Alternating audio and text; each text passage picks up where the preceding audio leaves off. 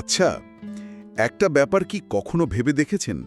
কোনো ডাক্তারি ডিগ্রি নেই, কোনো ট্রেনিং নেই, অথচ একজন মানুষ দিব্যের নৌবাহিনীর জাহাজে ঢুকে একের পর এক সফল সার্জারি করে যাচ্ছেন।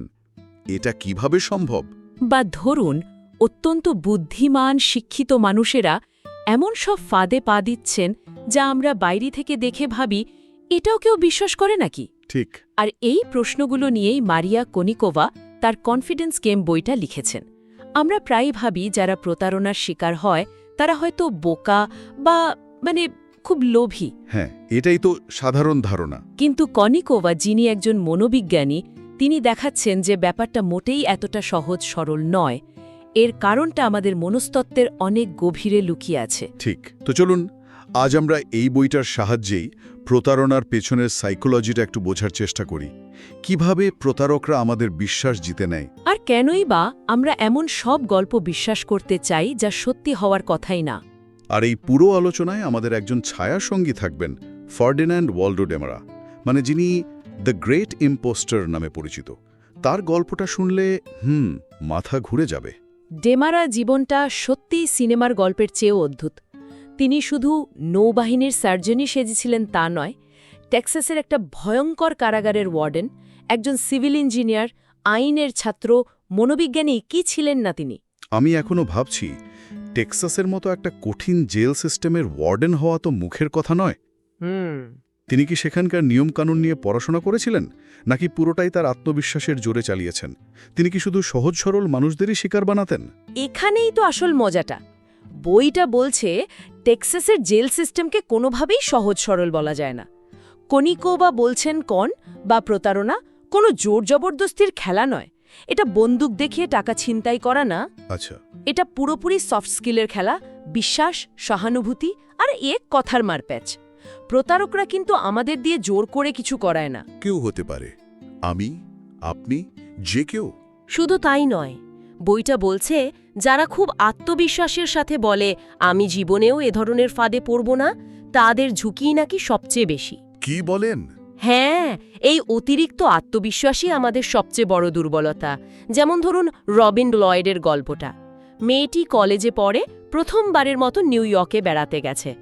আর সেখানে গিয়ে 3 কার্ড মন্টে নামের একটা সাধারণ রাস্তার খেলায় তার পুরো ট্রিপের টাকা খুইয়ে বসে। কিন্তু সে তো নিশ্চয়ই জানতো যে এগুলো ভাওতাবাজি। রাস্তার এসব খেলা তো সবাই চেনে। অবশ্যই জানত। সে লোভী বা বোকা ছিল না। কিন্তু পরিস্থিতিটা ভাবুন, সে একটা নতুন অচেনা শহরে একা, হয়তো তার টাকারও খুব দরকার ছিল। আচ্ছা। এই মানসিক চাপ আর একাকিত্ব তাকে দুর্বল করে দিয়েছিল। প্রতারক কিন্তু রবিনের বুদ্ধিকে টার্গেট করেনি, তার পরিস্থিতিকে টার্গেট করেছিল। বাহ, এটা একটা দারুণ পয়েন্ট। কনিকোভাই এটাই বারবার বলেছেন, পরিস্থিতি আমাদের দুর্বল করে, বুদ্ধিমত্তা নয়। তার মানে কি আমরা বলতে পারি যে মানুষ যখন মানসিকভাবে সবচেয়ে দুর্বল থাকে তখনই প্রতারণার শিকার হওয়ার সম্ভাবনা সবচেয়ে বেশি? যেমন ধরুন কোনো ব্যক্তিগত ট্র্যাজেডি বা চাকরি হারানোর পর। একদম। আর এই কারণেই সাইকিক বা আধ্যাত্মিক প্রতারণা এত সফল হয়। বইয়ে সিলভিয়া মিচেল নামের এক সাইকিকের কথা বলা হয়েছে। আচ্ছা। তার শিকারদের মধ্যে একজন ছিলেন ডেবরা সালফেল্ড, একজন অত্যন্ত সফল এবং শিক্ষিত মহিলা। ডেবরা যখন তার চাকরি হারিয়েছেন এবং ব্যক্তিগত জীবনেও খুব খারাপ সময়ের মধ্যে দিয়ে যাচ্ছিলেন, ঠিক তখনই তিনি সিলভিয়ার কাছে যান। আর তারপর যা হবার তাই হয়। হ্যাঁ, প্রতারকরা আসলে শিকারী পশুর মতো, তারা সঠিক সময়ের জন্য অপেক্ষা করে। ওকে, তাহলে প্রতারক টার্গেট ঠিক করল, তার দুর্বল মুহূর্তটাও খুঁজে বের করল। এরপর সে ঠিক কি করে? বইটিতে তো প্রতারণার প্রক্রিয়াকে কয়েকটা ধাপে ভাগ করা হয়েছে, তাই না? হ্যাঁ, এবং প্রথম ধাপটাই হলো দ্য পুট আপ, অর্থাৎ শিকারকে বেছে নেওয়া এবং তার সম্পর্কে যতটা সম্ভব তথ্য জোগাড় করা। প্রতারকরা এক্ষেত্রে অসাধারণ ইনটিউটিভ সাইকোলজিস্টের মতো কাজ করে। তারা শুধু কথা শোনে না? না, তারা আপনার বডি ল্যাঙ্গুয়েজ, আপনার চোখের দিকে তাকানোর ভঙ্গি সব কিছু খেয়াল করে। এর কোনো উদাহরণ আছে বইটাতে? একটা চমৎকার উদাহরণ আছে। সন্দীপ মোদনের গল্পে তার পরিবার ভূতনাথ নামের এক সাধুর কাছে গিয়েছিলেন পারিবারিক সমস্যার সমাধান খুঁজতে। হুম। সেই সাধু ঘরে ঢুকেই তাদের অতীত নিয়ে এমন সব কথা বলতে শুরু করলেন যা বাইরের কারোর জানার কথা নয়।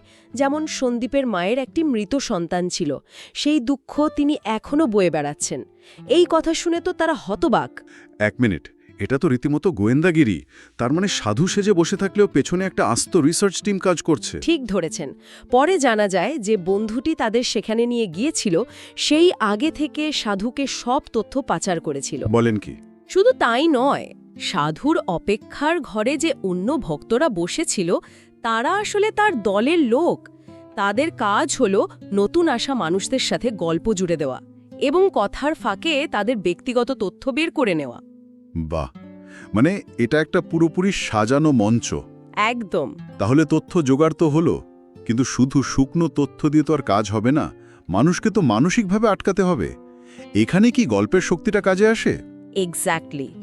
এটাই কনিকোভার দ্বিতীয় ধাপ, দ্য প্লে বা আবেগের খেলা। এখানে এমন একটা মর্মস্পর্শী গল্প তৈরি করা হয় যা আমাদের যুক্তিকে পুরোপুরি অকেজো করে দিয়ে আবেগকে নাড়া দেয়। যেমন জিপিও গার্ল নামে পরিচিত সামান্থা অ্যাজোপার্ডির ঘটনাটা ভাবুন। মেয়েটি নিজেকে মানব পাচারের শিকার হিসেবে পুলিশের কাছে তুলে ধরে। এমন এক করুণ আর বিশ্বাসযোগ্য গল্প সে বানিয়েছিল যে সবাই বিশ্বাস করে ফেলেছিল। হ্যাঁ, আইরিশ কর্তৃপক্ষ তার জন্য প্রায় 2.5 লক্ষ ইউরো আর 2000 ঘন্টার বেশি সময় খরচ করে ফেলে। পরে তো জানা গেল যে পুরোটাই বানানো। হ্যাঁ, পরে জানা গেল মেয়েটির বয়স 15 নয় 25 এবং তার পুরো গল্পটাই মিথ্যে। কিন্তু ততক্ষণে অনেক দেরি হয়ে গেছে। তার গল্পটা এতটাই করুণ ছিল যে কেউ তাকে প্রশ্ন করার কথা ভাবেনি। আবেগ যুক্তির চেয়ে অনেক বেশি শক্তিশালী। একদম। একবার যদি আমরা কারোর প্রতি সহানুভূতি অনুভব করি বা কাউকে পছন্দ করতে শুরু করি, আমাদের ভেতরের সমালোচক সত্তাটা ঘুমিয়ে পড়ে। একটা ভালো গল্প মানুষকে বিশ্বাস করায়, কিন্তু সেই বিশ্বাসটা ধরে রাখার জন্য তো আরও কিছু লাগে, তাই না? মাঝপথে যাতে কেউ সন্দেহ না করে বসে। ঠিক।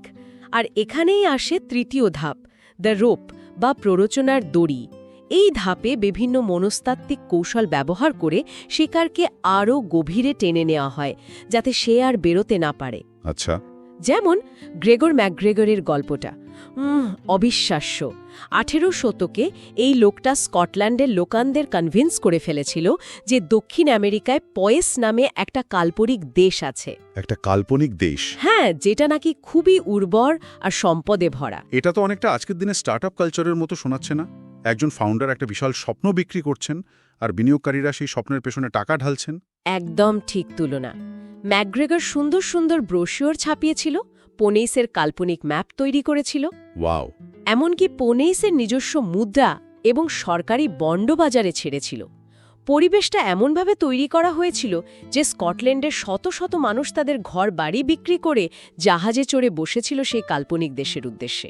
ফলাফলটা নিশ্চয়ই খুব মর্মান্তিক হয়েছিল। অবশ্যই। তার মানে ততক্ষণে শিকার মানসিকভাবে পুরোপুরি জড়িয়ে পড়েছে। এরপরে কি মূল পরিকল্পনাটা সামনে আসে? হ্যাঁ, এরপর আসে দ্য টেল, অর্থাৎ আসল গল্পটা, যেখানে শিকারকে বোঝানো হয় যে সে আর 10 জনের মতো নয়, সে খুব স্পেশাল আর তার সামনে একটা অসাধারণ সুযোগ এসেছে। আচ্ছা। যেমন পল ফ্র্যাম্পটনের ঘটনাটা দেখুন। তিনি একজন বিশ্ববিখ্যাত পদার্থবিজ্ঞানী, অত্যন্ত মেধাবী একজন মানুষ। তিনি বিশ্বাস করতে শুরু করেন যে এক বিখ্যাত বিকিনি মডেল তার প্রেমে পড়েছে। একজন পদার্থবিজ্ঞানী আর একজন বিকিনি মডেল, ব্যাপারটা একটু অদ্ভুত শোনাচ্ছে।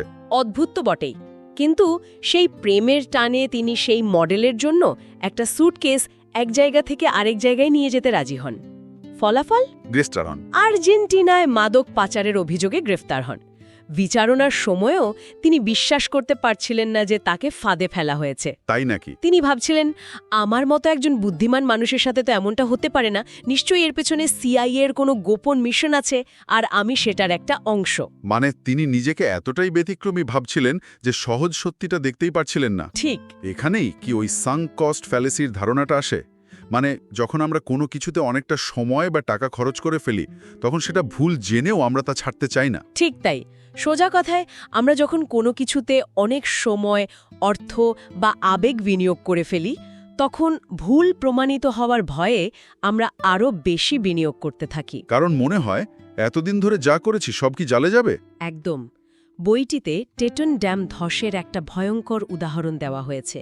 ইঞ্জিনিয়াররা স্পষ্ট দেখতে পাচ্ছিলেন যে বাঁধের ডিজাইনে মারাত্মক সমস্যা আছে এবং এটা যে কোনো মুহূর্তে ভেঙে পড়তে পারে, কিন্তু তারা প্রকল্পটি বন্ধ করেনি। কেন?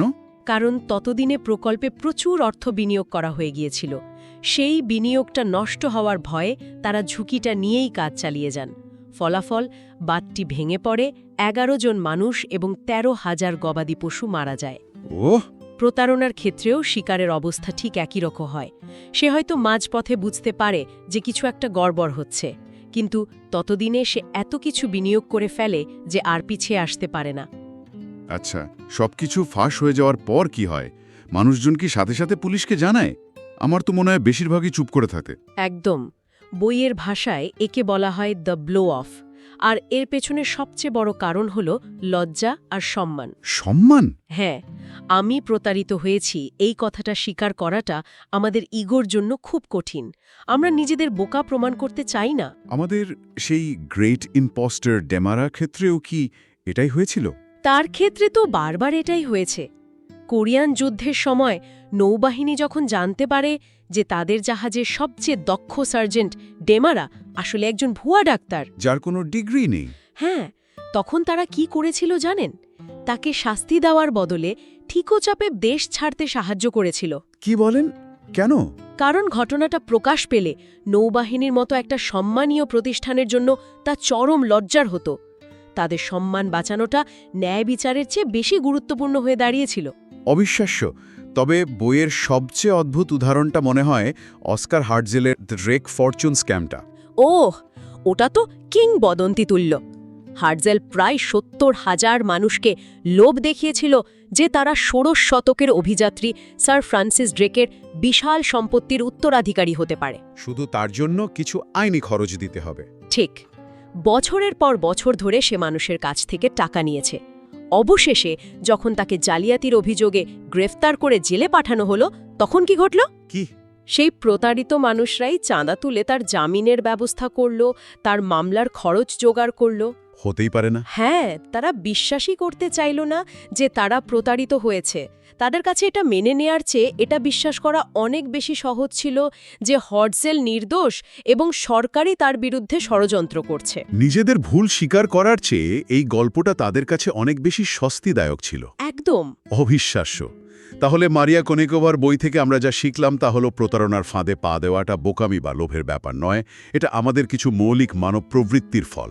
আমরা সবাই একটা ভালো গল্প শুনতে ভালোবাসি, আমরা নিজেদের একটু স্পেশাল ভাবতে চাই, আর একবার কাউকে বিশ্বাস করলে সে বিশ্বাসটা সহজে ভাঙতে চায় না। এবং প্রযুক্তি এই খেলার নিয়ম বদলাতে পারেনি, শুধু খেলার মাঠটা বড় করে দিয়েছে। অনলাইনে ওজন কমানোর ভুয়া প্রতিশ্রুতি থেকে শুরু করে বার্নি ম্যাডাফের মতো বিশাল পঞ্জি স্কিম, সবকিছুর পেছনে সেই একই মনস্তাত্ত্বিক নীতি কাজ করে। ফ্র্যাঙ্ক অ্যাবাগনেল, যার জীবনের উপর ভিত্তি করে catch me if you can সিনেমাটি তৈরি হয়েছে, তিনি নিজেই বলেছেন যে প্রযুক্তির কারণে এখন প্রতারণা করা 50 বছর আগের চেয়ে 4000 গুণ বেশি সহজ। যা আমাদের আলোচনার শেষে একটা খুব গুরুত্বপূর্ণ এবং কিছুটা অস্বস্তিকর প্রশ্নের সামনে দাঁড় করায়। ঠিক। বইটির একটা মূল ভাবনা হল একজন দূরদর্শী স্বপ্নদ্রষ্টা এবং একজন দক্ষ প্রতারকের মধ্যে পার্থক্যটা অনেক সময় খুব সূক্ষ্ম। তাই তো। দুজনেই একটা শক্তিশালী গল্প বলেন এবং মানুষের বিশ্বাসকে পুঁজি করে এগিয়ে যান। স্টিভ জবস বা অ্যালেন মাস্কও তো একটা স্বপ্নের গল্প শুনিয়েই বিনিয়োগ জোগাড় করেন, তাই না?